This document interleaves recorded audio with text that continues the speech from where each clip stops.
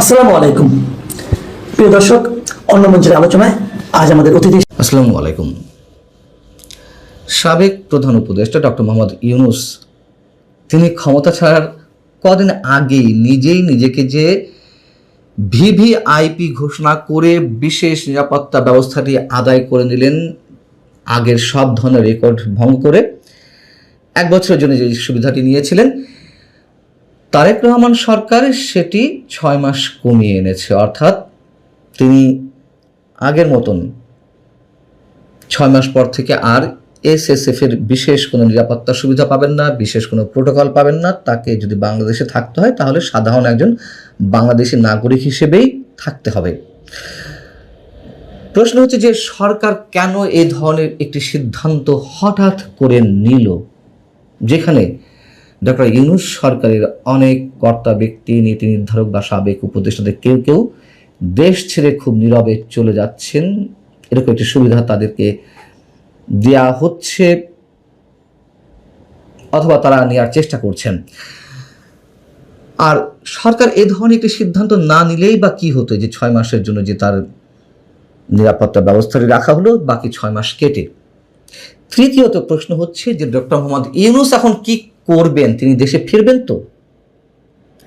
এরকম নানান ধরনের প্রশ্ন সোমবার দুপুরের পর থেকেই মানুষের মনে উকি দিচ্ছে। নানান ধরনের প্রশ্ন, আমার মনেও একই ধরনের প্রশ্ন। এবং একটি বিষয় আপনাদের একটু নোটিশ করে রাখি, এই দেশে বিশেষ কোনো খবরে এত বিপুল সংখ্যক মানুষ একই সাথে একই খবরে সামাজিক যোগাযোগ মাধ্যমে এমন উচ্ছ্বাস প্রকাশ করেন তার নজির খুব কমই আছে। ডক্টর ইউনূসের ক্ষেত্রে যে বিষয়টি আমরা সোমবার আবারও দেখলাম, সামাজিক যোগাযোগ মাধ্যম ফেসবুক জুড়ে, মানে সরকারের এই যে সিদ্ধান্তটি, সেই সিদ্ধান্তটির ভূয়সী প্রশংসা এবং ডক্টর মোহাম্মদ ইউনূসের বিরুদ্ধে তাদের সেই স্বাভাবিক যে প্রতিক্রিয়াগুলো, ক্ষোভের প্রতিক্রিয়াগুলো সেভাবেই প্রকাশ পাচ্ছে।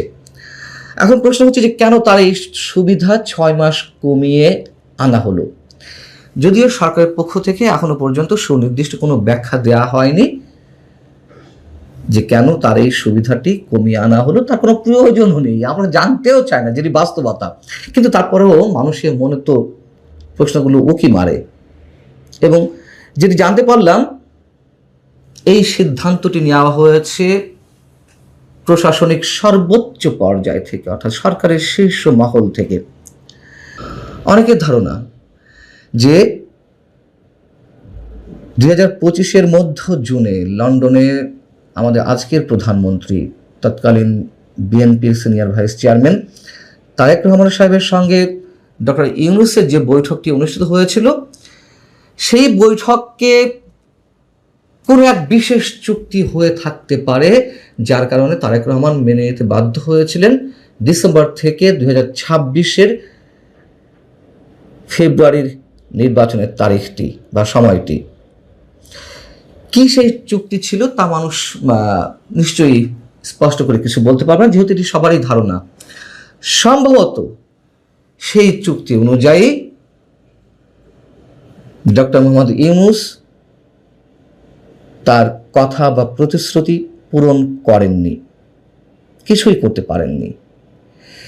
দ্বিতীয়ত, ডক্টর ইউনূসকে কেন্দ্র করে ডিপ স্টেটের খেলা যে চলছে নতুন করে, তাকে কেন্দ্র করে এই সরকারকে আবারও একটি বিশেষ শক্তি যে অস্থিতিশীল করার একটা পায়তারা শুরু করেছে মাত্র 2 মাস যেতে না যেতেই, সেদিক থেকে ডক্টর মোহাম্মদ ইউনূসকে সম্ভবত একটি হলুদ কার্ড দেখানো আমাদের প্রধানমন্ত্রীর পক্ষ থেকে বা সরকারের পক্ষ থেকে। হলুদ কার্ড কেন? যেহেতু এই সুবিধাটি এর আগে সাবেক সরকার প্রধানরা যা নিয়েছেন 3 মাসের জন্য এসএসএফ এর প্রোটোকল নিয়েছেন, তিনি নিয়েছিলেন 1 বছরের জন্য, সেখান থেকে কাট করে 6 মাস রাখা হয়েছে। 3 মাসও তো করতে পারত। এটি সম্ভবত একটি ইয়েলো সিগন্যাল। তৃতীয়ত হচ্ছে যে যেহেতু তিনি 1 বছরের জন্য এই সুবিধাটি নিয়েছিলেন, এইটিকে অনেকে সংবিধান লঙ্ঘন করা বা নজিরবিহীন ঘটনা হিসেবে উল্লেখ করছিলেন, যথেষ্ট সমালোচনার মুখে পড়েছিলেন আমাদের প্রধানমন্ত্রী নিজেই।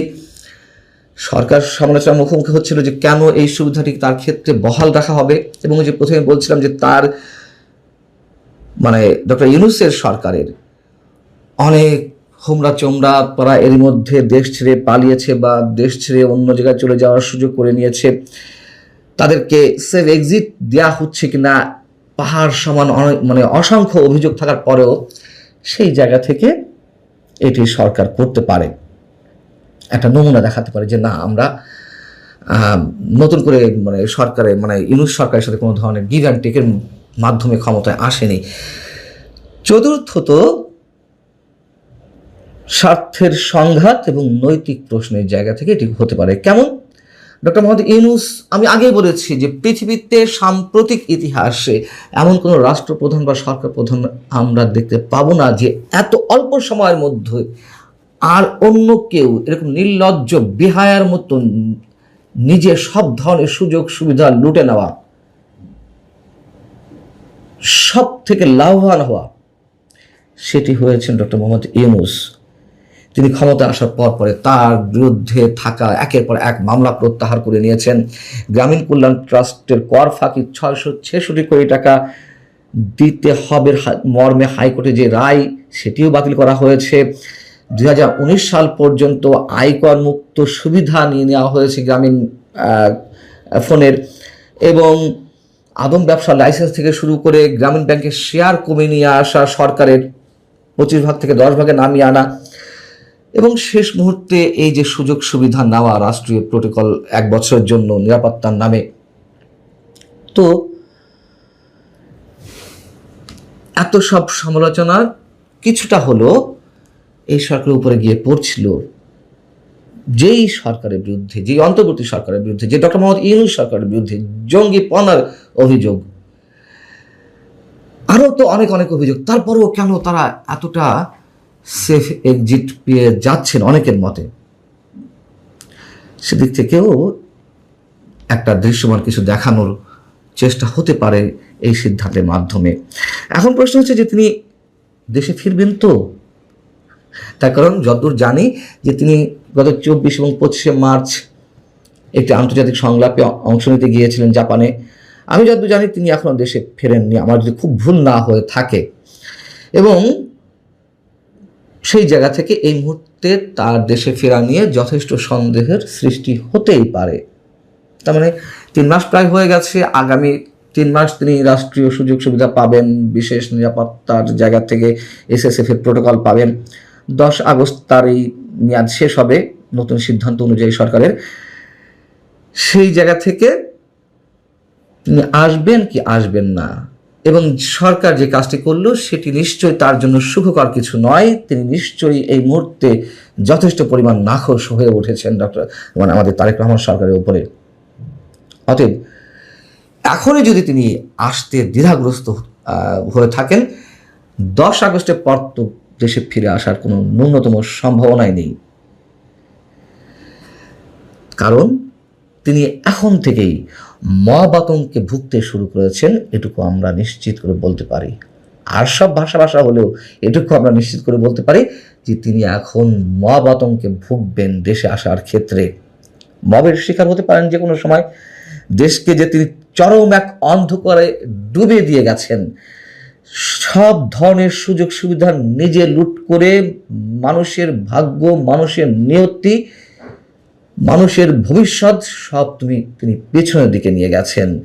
বাংলাদেশের জঙ্গিবাদের চাষ করেছেন, সাম্প্রদায়িক গোষ্ঠীর উত্থান ঘটিয়েছেন, মবকে আইনের তৈরি করেছেন, নিজেকে মবের জনক করে তুলেছেন। নিশ্চয় আমরা চাই না যে শুধু তিনি কেন, কেউ যেন মবের শিকার না হন। হামের টিকা নিয়ে যা ঘটেছে, শত শত শিশুকে মৃত্যুর কোলে ঠেলে দেওয়া হয়েছে, এবং এই মুহূর্তে জঙ্গিবাদী কার্যক্রমে কি অবস্থা আপনারা জানেন। সারা দেশে মোটামুটি এক ধরনের হাই অ্যালার্ট চলছে জঙ্গিবাদী গোষ্ঠীর হুমকি হামলার আশঙ্কা থেকে। এবং সিনিয়র আইনজীবী, মুক্তিযুদ্ধের অন্যতম সংগঠক জেরাই খান পান্না, যেটি গণমাধ্যমকে একদিন আগেই বলেছেন, তিনি আশঙ্কার কথা বলেছেন যে ইউনূসের মতো লোক এই দেশের শাসনভার গ্রহণ করেছে, এটি আমাদের জন্য লজ্জাজনক। কোথায় সে আসে না কেন? মব হবে তার উপরে। তিনিও যদিও বলেছেন যে আমরা চাই না, কিন্তু তিনি যা করে গেছেন প্রাকৃতিক নিয়মেই তো ঠিক পাল্টাতেই ফিরে আসার কথা। এবং আমার মনে হয় তার বিরুদ্ধে সুনির্দিষ্ট মামলা হওয়া উচিত জঙ্গিবাদের পৃষ্ঠপোষকতার জন্য, অন্তত এই ক্ষেত্রে। আরেকটি ক্ষেত্রে সেটি হচ্ছে এই যে শত শত শিশু হামের টিকা না পেয়ে বাবা মার কোল শূন্য করে দিয়ে তাদেরকে মৃত্যুকে আলিঙ্গন করতে হলো, এই কারণে তার বিরুদ্ধে মামলা হওয়া উচিত। এবং তিনি যেখানেই থাকেন না কেন এই মামলা হওয়ার পরে ইন্টারপোলের সাহায্য নেওয়া উচিত বর্তমান সরকারের। তিনি যেখানেই থাকুন না কেন তাকে ফিরিয়ে আনা উচিত। এরকম একটা জঘন্য শাসক, জঘন্য সরকার প্রধান আমাদেরকে যেন আর দেখতে না হয়, তার জন্য একটা দৃষ্টান্ত শাস্তি এই দেশেই হয়। ভালো থাকুন সবাই। আল্লাহ হাফেজ।